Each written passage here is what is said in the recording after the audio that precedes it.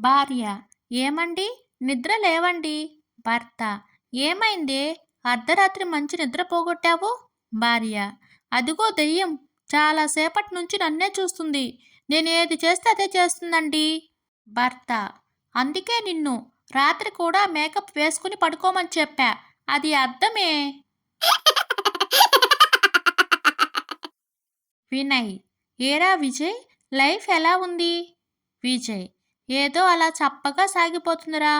వినయ్: అదేంట్రా అలా అంటావు?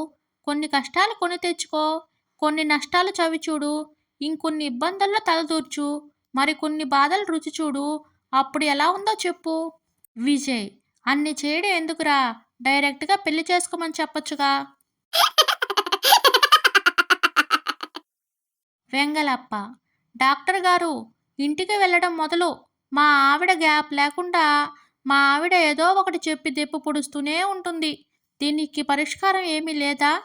డాక్టర్ గారు: అదే ఉంటే నేను వారంలో అన్ని రోజులు ఆసుపత్రిలోనే ఎందుకు ఉంటాను చెప్పు. సరోజ: అదేంటొదినా, కోడిని అలా వేలాడదీశారు?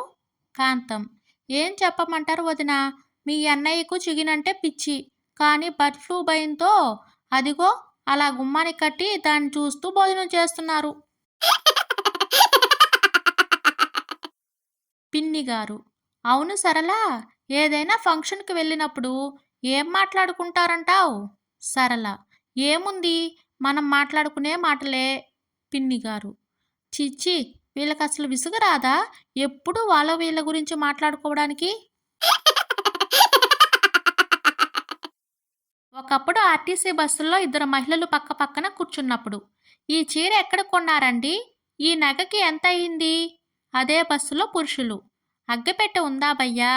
ఇప్పుడు మహిళలు: మీరు ఇన్స్టా రీల్స్ చేస్తుంటారుగా? అవును, ఆ వంటల యూట్యూబ్ ఛానల్ మీదేనా? పురుషులు: కూరలో కారం ఎక్కువైతే ఏం చేయాలంటారు?